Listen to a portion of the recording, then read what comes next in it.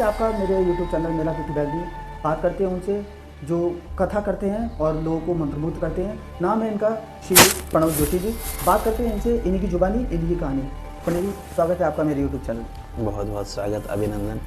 आपके माध्यम से उत्तरोत्तर धर्म का प्रचार प्रसार हो और अच्छे विचार समाज तक पहुँचे, समाज में एक अच्छी जागृति फैले, ये भगवान से प्रार्थना। प्रणव जी, पहले आप मुझे बताइए कि आप कहाँ से आए हैं और कथा व्यास कैसे बने आप? हम पुणे महाराष्ट्र से आए और कथा व्यास शास्त्रों का अध्ययन करते करते बने।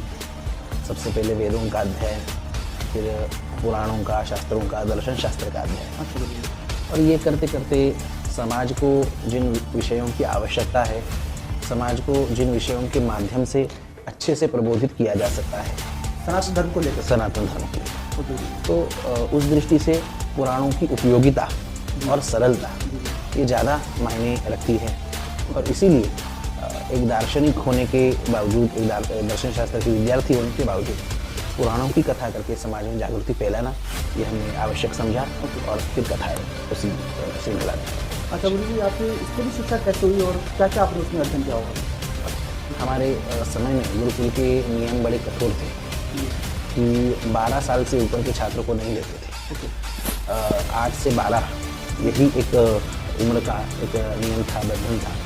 और उस बंधन में जो है 12 साल से यदि ऊपर कोई हो जाए तो फिर उसे प्रवेश नहीं होता था। इसलिए कम स्कूली शिक्षा और उसी समय में उसका प्रवेश गुरु। ये देवभूमि भारत है, ये संत भूमि भारत है। और ऐसे संतों का, इतने संतों का उत्तर भारत में हो, दक्षिण भारत में हो, पूर्व सारे के सारे प्रांतों में संतों की, आप गुजरात जैसे पश्चिमी भाग में हो तो नरसिंह मेहता जैसे महान संत हुए। आप हमारे महाराष्ट्र में यदि देखें तो संत ज्ञानेश्वर महाराज जी, तुकाराम महाराज जी, समर्थ रामदास महाराज जी, नामदेव महाराज जी। तो ये इतने अच्छे अच्छे महापुरुष ऐसे संत रूप से हुए। दक्षिण भारत में आप देखेंगे तो हर प्रांत में आपको संत महापुरुष मिलेंगे। घर में पहले से कोई अध्यात्म का माहौल था या आपका ही मन? हमारे दादाजी ये एक बहुत अच्छे आध्यात्मिक साधक थे और वो नाम बताइए दादाजी का? हाँ, उनका, हमारे दादाजी का नाम अंबादास रावजी जोशी, ऐसा उनका नाम था। और उन्होंने अपने गांव में जो है कर्मकांड के माध्यम से कथा प्रवचन और पोथी गांव में होती थी। तो सावन मास हो या अन्य अन्य इस प्रकार के ऐसे महीने या ऐसे आध्यात्मिक महीनों में फिर महाभारत का जो है पांडव प्रताप नाम की पोथी होती थी। एक एकनाथ महाराज जी द्वारा लिखित रामायण की पोथी होती थी। तो इन सब सामान्य प्राकृत भाषा, जैसे गोस्वामी तुलसीदास जी ने हिंदी में रामचरितमानस लिखी, जैसे एकनाथ महाराज जी ने मराठी में रामायण लिखी। हाँ, तो दादाजी का प्रभाव आपको पड़ा? हाँ, दादाजी का प्रभाव हमारे ऊपर रहा, उनका आशीर्वाद। हमें उनका ज़्यादा संग नहीं मिला, पर उनकी जो उन्हीं के आप आशीर्वाद कह सकते हैं कि उससे प्रेरणा रही कि हमारा जीवन आध्यात्मिक हो। हमें भले ही इस आध्यात्मिक क्षेत्र में अधिक कष्ट सहने पड़े, अधिक जो है मानापमान सहने पड़े, पर फिर भी हमें रहना तो है, इस भगवान के मार्ग पे रहना है और ये कठोर मार्ग है। गुरु जी, एक बात बताइए, कथा की तरफ कैसा रुझान हुआ आप? भले अध्यात्म में थे लेकिन कथा व्यास बनने का ये कैसा सोचा आपने? एक तो स्वयं भगवान की लीलाओं में रस, ये एक प्रधान कारण। मतलब कथा केवल दूसरों को सुनाने के लिए नहीं, दूसरों को आनंद देने के लिए नहीं, तो स्वयं को आनंद प्राप्त करने के लिए। इसकी शिक्षा कहाँ से दी गुरु जी कथा बनने की? जो जी, मैं पहले ही इस विषय को पूरा करता हूँ। गोस्वामी तुलसीदास जी ने कहा है, मैंने रामचरितमानस क्यों लिखी, उसमें उन्होंने मंगलाचरण में कहा है। अच्छा, आपने रामचरितमानस लिखी है? नहीं, गोस्वामी तुलसीदास जी ने जो लिखी उसमें उन्होंने मंगलाचरण के प्रारंभ में कहा है, स्वांत सुखाय तुलसी रघुनाथ गाथा। जगत का कल्याण आगे होगा, पर पहले मेरे मन के सुख शांति के लिए। तो हमारे भी कथा करने का यही मानस है कि सबसे पहले आनंद, आत्म सुख प्राप्त हो कि वह सुख हम समाज को भी दिए, इसलिए हम कथा करते हैं। अब रही अध्ययन कहाँ हुआ कथा, तो वेदों का तो हमारा अध्ययन ये आलंदी में हुआ, पूना आलंदी में। संत ज्ञानेश्वर महाराज जी की समाधि स्थली है, तो वहाँ पर शुक्ल यजुर्वेद की संपूर्ण संहिता ये वहाँ पे वेदों की संपन्न हुई। और फिर उसके बाद कर्मकांड वगैरह विषयों का अध्ययन करके वृंदावन में हम रहे। तो वृंदावन में रह के श्रीमद् भागवत जी और उसके साथ साथ दूसरे भी पुराण। गुरु जी, वृंदावन कितने साल जो है 3 साढ़े 3 साल तो हमें रहना हुआ। वृंदावन में कौन से गुरु थे आपके जिनमें आपको सिखाया? जी, वैसे कई गुरुओं से हमारा श्रवण होता था, पर उसमें हम नाम लेना चाहते हैं परम पूज्य श्री पंडित राजा राम जी मिश्र गुरु जी का। तो ये करपात्री महाराज जी के परंपरा के विद्वत संत और इस समय भी है और बड़े वृद्ध है और बड़े तपस्वी इस प्रकार का उनका व्यक्तित्व है। तो उनके श्रीमुख से अधिक श्रवण करके हमने अध्ययन किया, अखंडानंद आश्रम में हो या फिर उसके बाद मंडी आश्रम में हो, और फिर उन्हीं के साथ साथ परम पूज्य जगतगुरु पुरी पीठाधीश्वर स्वामी निशलानंद जी, तो उनका बारंबार वृंदावन आना और उनके प्रवचनों से जो अध्ययन का जो स्थल तैयार हुआ, तो इन अनेकानेक महापुरुषों का हमने श्रवण किया। उसी में वृंदावन जैसी धरती पे कथाएं 12 महीने एक समय 10-10 कथाएं चल रही ऐसी। तो कई महात्माओं का श्रवण हुआ और श्रवण से अध्ययन में जो परिपक्वता चाहिए तो वो प्राप्त हुई। कल जैसे गुरु जी मैं आपकी कथा सुन रहा था, कल तो वहाँ स्वामी परम पूज्य अवधेशानंद जी आए थे जी, तो आपने उनका भी जिक्र किया था कि आप उनके प्रवचन सुने हैं कुछ जी, तो ना वो वृतांत बताइए वो क्या है। जब हम वृंदावन में थे तो उस समय परम पूज्य महाराज जी का, जूना पीठाधीश्वर महाराज जी का आगमन, उनकी कथा थी। जी जी, तो कथा थी और जो है कितने साल पुरानी बात होगी गुरु जी? लगभग मुझे ठीक से स्मरण नहीं, पर सन 2009-10 की बात है। तो उस समय जो है स्वामी जी की कथा हुई थी और जो है बड़ा भव्य आयोजन था। इतना भव्य आयोजन हमने जीवन में पहली बार देखा था। अच्छा। तो पूरे के पूरे वृंदावन को इस प्रकार से सजाया था और हर चौराहे पे हर कोने में स्वागत के द्वार इत्यादि थे।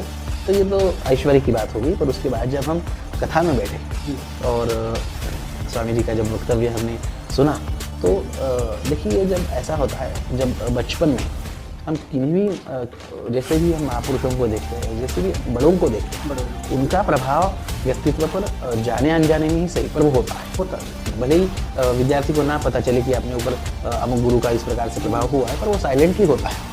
तो वैसे हमें जो है कई हमारे जो श्रोता है, वक्ता को तो समझ में नहीं आता, तो श्रोता जो है अच्छे से परीक्षण करने वाले होते हैं। तो कई श्रोताओं ने कहा कि हमारी कथा प्रारंभिक इसमें कि आपके बोलने में परम पूज्य स्वामी जी की शैली है। अच्छा। तो उस समय अब हम जो है महाराष्ट्र से आए थे, तो हिंदी भाषा के लिए हम जो है विद्यार्थी थे। अब महाराज जी की हिंदी भाषा पर जो है उनका प्रभुत्व जो है तो बहुत अच्छा है। एक एक शब्दों के कई पर्यायवाची शब्द हो, मतलब हिंदी का शब्दकोश, चलते फिरते शब्दकोश यदि महाराज जी को कहा जाए तो कुछ अतिशयोक्ति नहीं होगी। तो ऐसे महापुरुष, तो उनका सुनने से हमारी हिंदी भी समृद्ध हो गई, एक दिव्य विचार भी मिला और जो है उनका जो सात्विक तेज है वो जो मन को आकर्षित करता है किसी को, तो इसलिए उसके बाद बहुत कुछ श्रवण परम पूज्य स्वामी जी का हुआ और फिर उसके बाद उनकी देवी भागवत भी सुनी है और भी चीज़ें। अच्छा गुरु जी, आपके जीवन में अध्यात्म में आने में क्या फ़र्क पड़ा? आपके जीवन में सोचने में, समझने में, लोगों को देखने में कितना फ़र्क पड़ा? देखिए, सबसे पहले एक हम ये समझते हैं कि ये अध्यात्म का क्षेत्र ये ऐसा एक इत्र का स्थान है जी। मैं दुकान नहीं कहना चाहूँगा जी, पर ये ऐसा एक खुशबूदार स्थान है। अपन वहाँ पर रहे भी तो भी वहाँ से आने जाने वालों को भी क्या कितना सुगंधी का लाभ होगा वो अलग बात है, पर अपनी आप में जो महक रहती है तो वो बड़ी दिव्य प्राप्त होती है। एक दूसरी बात, समाज को आज जो वैचारिक जो है दिशा प्रदान करने की आवश्यकता है, तो वो उन सारे प्रश्नों का, उन सारे जटिलताओं का, उन सारे मानसिक बौद्धिक डिप्रेशन जैसे समस्याओं का समाधान यदि किसी में मिलता है तो वो अच्छे सात्विक सत्संग में मिलता है। ये बात हमें अध्यात्म में आने के बाद प्रकर्षता से इसका बोध हुआ। और फिर दूसरी बात की सिया राम मैं सब जग जानी, करऊँ प्रणाम जोर जुग पानी। हर चीज़ में हमें परमात्मा तत्व को देखना है, हर चीज़ में हमें ईश्वरीय तत्व को देखना है, अपने आप में भी देखना है और सब में भी देखना है। ये नहीं कि हम जो है ईश्वर रूप है और सामने वाला जो है सामान्य है। हर एक में जो है ईश्वर का अंश देखना है। ईश्वर अंश जीव अविनाशी, चेतन अमल सहज सुख राशि। तो यह देखने की जो दृष्टि बदलती है। अध्यात्म परिस्थिति नहीं बदलता, अध्यात्म आपकी देखने की दृष्टि बदलता है। आपको जो है इतना सामर्थ्यवान बनाता है कि दुख का पहाड़ यदि भी टूट जाए तो भी आप अंदर से ना टूटे। कोई भी विशुद्ध अध्यात्म का साधन आपको साधक सुसाइड करते हुए नहीं मिलेगा। वर्ल्ड के टॉप 10 आप देख लीजिए पिछले पीढ़ी के, टॉप 10 में से कईयों ने आत्महत्या की है। कई अच्छे आप स्कॉलर्स देख लीजिए पिछली पीढ़ी के, स्कॉलर्स ने भी सुसाइड किया है। पर कोई अध्यात्म का अच्छा प्रामाणिक साधक ये इस प्रकार से आत्महत्या नहीं करता, उसकी दृष्टि बदल जाती है। शायद मेरी परीक्षा हो रही हो शायद जो है ये मेरे पूर्व किए हुए कर्मों का फल हो, और शायद नहीं, वो होता ही है, होता ही। तो जो जैसा करही सो तस फल चाखा, कर्म प्रधान विश्व रुचि राखा, जो जैसा करही तो तस फल चाखा। इस जन्म के हो, पूर्व जन्म के हो, पता नहीं हमें। तो संकट की घड़ी हो, बुरी घड़ी हो, तो आध्यात्म में रहने का सबसे बड़ा लाभ ये एक दिव्य दृष्टि प्राप्त होती है। दिव्य दृष्टि मतलब ज्यादा दिखना ऐसा नहीं, दिव्य दृष्टि का मतलब हर परिस्थिति में बंदे की शक्ति ज्यादा हो जाती है। हर परिस्थिति में आपको दिव्यता से सोचने की आदत हो जाए, सहन शक्ति आ जाए, और उसी का विकास हो। हर परिस्थिति में आप सुखी रह सके, आनंदी रह सके, यह अध्यात्म का सबसे बड़ा लाभ है, और यही हमें प्राप्त हुआ है। गुरु जी ये बताइए कि आपने पहली कथा कहाँ और कब की थी? पहली कथा हमने, उसका क्या अनुभव रहा आपका पहली कथा का? पहली कथा तो जो है हमने लगभग मेरे ख्याल से 2005 के लगभग प्रारंभ की थी, जो कथा के रूप से ज़्यादा प्रवचन के माध्यम से, प्रवचन रूप में अधिक थी। घर के पास में ही की थी, और पुणे में ही? हाँ, पुणे में ही। और फिर आसपास के लोगों ने उसका आयोजन किया था। उन्हें ये था कि ये बच्चा 10-11 साल की उम्र में अपने घर को छोड़ के चला गया है। अब ये कहीं गया है और यह अध्ययन कर रहा है, तो जो इसने जो प्राप्त किया है उसका हम लाभ लें। तो गुरु जी पहली बार आप एक कथा कर रहे हैं, इतने लोगों के सामने आप प्रवचन दे रहे हैं, तो कुछ मन में हिचक होती है, कुछ डर, घबराहट, कुछ ऐसा महसूस हुआ? मुझे तो ऐसा नहीं महसूस हुआ, तो पर किसी को हो भी सकता है, किसी को और कुछ। और हमारी परंपरा में यही दृष्टि रहती है कि कथा हमें मुख्यतः भगवान को सुनानी, तो इसलिए वो डर या हिचक तो कभी मन में रहा नहीं। गुरु जी हरिद्वार में आप पहली बार कथा करने आए, इससे पहले भी आप आ चुके हैं? हरिद्वार में जो है पहले भी आ चुके हैं, पर कथा करने के लिए ये पहली बार आना हुआ है, और उससे पहले जो है प्रवचन करने के लिए कभी आना हुआ। और हम ऋषिकेश में ही वेदांत पढ़े, ऋषिकेश के कैलाश आश्रम में। तो वहाँ पर हम हमारा वेदांत का, दर्शन शास्त्र का, भारतीय दर्शन शास्त्र जो है, न्याय, वैशेषिक, सांख्य, योग, मीमांसा और वेदांत, तो इन 6 दर्शन शास्त्रों का अध्ययन यहाँ पे हुआ। तो इसलिए हरिद्वार आना जाना होता था, पर कथा के निमित्त कभी इस प्रकार से संयोग नहीं बैठा था, और इसलिए बहुत प्रसन्नता है कि माँ गंगा ने फिर से बुलाया और पुरानी यादें ताज़ी हो रही। आध्यात्मिक दृष्टि से हरिद्वार कैसा लगा आपको? क्या महसूस किया आपने हरिद्वार में आकर, माँ गंगा के तट पर? अति दिव्य स्थान है। पुराणों में इसका मूल नाम गंगा द्वार इस प्रकार से, ठीक है, भागवत जी में भी आप देखिए, अन्य पुराणों में भी देखिए। तो गंगा जी का जो उत्पत्ति क्षेत्र है, उसका यह द्वार होने के कारण इसका नाम गंगा द्वार इस प्रकार से है। और जो है यह गंगा द्वार, इसे ये सप्तपुरियों में भी आता है। अयोध्या, मथुरा, माया, काशी, कांची, अवंतिका, पुरी, द्वारावती चैव सप्तैता मोक्षदायिका। तो 7 जो मोक्षपुरिया है उसमें मायापुरी, ये हरिद्वार को गिना जाता है, और इसलिए ये भगवती का शक्तिपीठ भी है, ये मोक्ष की पुरी भी है, ये गंगा जी का द्वार भी है, ये हिमालय को जो है सारे तीर्थों का राजा कहा है, सारे तीर्थों का संग्रह जिसमें है उसे हिमालय कहा गया है, और उसका यह द्वार है। तो इसलिए इसका महत्व तो जो है अति दिव्य है, और जिस प्रकार के इतने दिव्य यहाँ पे है, गंगा मैया का दिव्य प्रवाह, सप्तर्षियों के आश्रम, सप्तर्षियों की धाराएं, और ये सब होने के कारण आध्यात्मिक दृष्टि से हरिद्वार बहुत ही जो है दिव्य स्थान है। जिसे भी उपासना करनी है, जिसे भी कुछ जप तप अनुष्ठान करना है, जिसे भी कुछ सिद्धि प्राप्त करनी है, तो ऊपर हिमालय में कौन कितना जा सकता है वो आप अपनी शारीरिक स्थिति के ऊपर निर्भर है। पर हरिद्वार ऐसा यह क्षेत्र है कि ज़्यादा यहाँ पर ठंडी का हो या और किसी चीज़ का अधिक प्रकोप नहीं होता, और गंगा मैया का तो सानिध्य है ही, तो इसलिए ये विशेष इस प्रकार का यह स्थान है, और हर एक को यहाँ पे आके ध्यान, साधना, पूजा, जप तप, हवन, इन सब चीज़ों का लाभ लेना चाहिए, ऐसा लगता है। गुरु जी एक साधक को कैसा दिनचर्या, कैसा उसका व्यवहार होना चाहिए? देखिए साधक को अब हर एक की स्थिति, हर एक की स्थिति, मानसिक स्थिति, बौद्धिक स्थिति, शारीरिक स्थिति अलग अलग होती है। हर एक के इस जन्म के, पूर्व जन्म के संस्कार, संगति ये भिन्न भिन्न होती है, इसलिए हर एक की दिनचर्या एक जैसी ही हो यह आवश्यक नहीं। पर फिर भी सामान्य तौर पर यदि हम देखें तो हमारे धर्म परंपरा में 4 योग यह मुख्य है: कर्मयोग, भक्ति योग, ज्ञान योग और राजयोग। तो इन चारों का समन्वय जो है एक आध्यात्मिक व्यक्ति के लिए, एक आध्यात्मिक साधक के लिए जीवन में होना आवश्यक है। सबसे पहले वो प्रातः काल उठे, जल्दी ब्रह्म मुहूर्त इत्यादि में उठे। ब्रह्म मतलब 3 से 4 या 5 के बीच में। हाँ 4 5 के बीच में। हाँ, और अधिक भी अलग अलग उसमें मत प्रवाह भी है, पर आजकल की परिस्थिति इत्यादि देखने से जो है 4 से 5 ऐसा भी ले सकते हैं। तो इस काल में उठ के सबसे पहले ध्यान इत्यादि करें। अंतिम दिन हमारे भागवत जी की कथा में भगवान की दिनचर्या कैसी थी इसका वर्णन आया।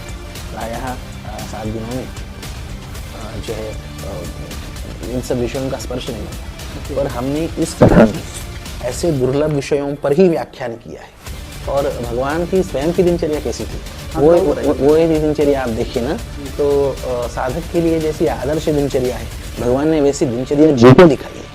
थोड़ा गुरु जी बताइए। और भगवान वहाँ पे कहते हैं ब्रह्मन् धर्मस्य वक्ता हम करता तदनुमोदिता, मैं केवल धर्म का वक्ता नहीं हूँ, मैं स्वयं उसका आचरण करके दिखाने वाला हूँ। अच्छा। ब्रह्म मुहूर्त में भगवान उठते हैं, उसके बाद स्वयं भगवान ध्यान करते हैं, ऐसा लिखा है। तो उसके बाद जो है ध्यान करते हैं, फिर स्नान इत्यादि से निवृत्त होके जो है देव संध्या चकार संध्योपगमादि नित्यम, इस प्रकार से कहा है। संध्या इत्यादि भगवान स्वयं करते हैं। संध्या अग्निहोत्र, देवताओं का पूजन, पितरों का तर्पण, और उसके बाद भगवान नित्य दान करते हैं। अच्छा।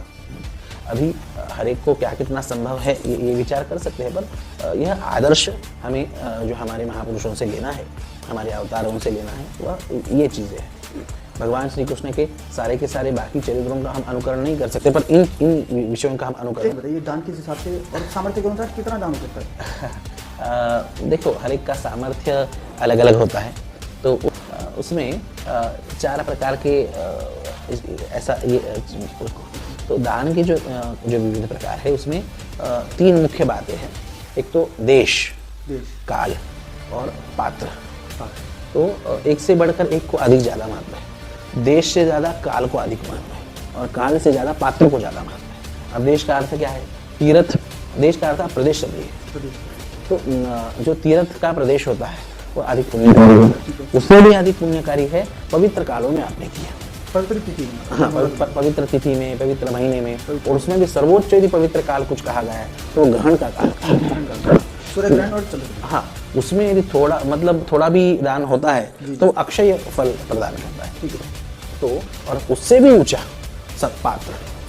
हाँ, पात्र का अर्थ है जो सत्पात्र है, जो सुपात्र है, जो योग्य है। अब कौन योग्य है?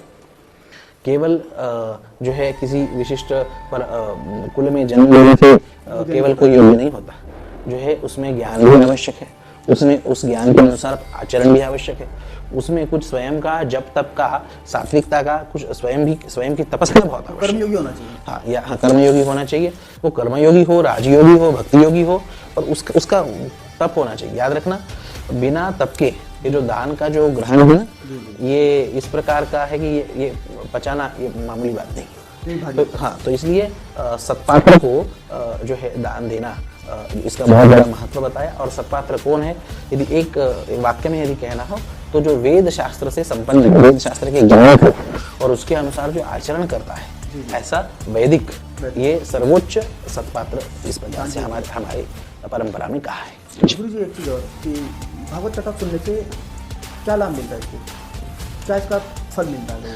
देखिए, भागवत कथा इत्यादि कथाएं सुनने से कई लाभ होते हैं।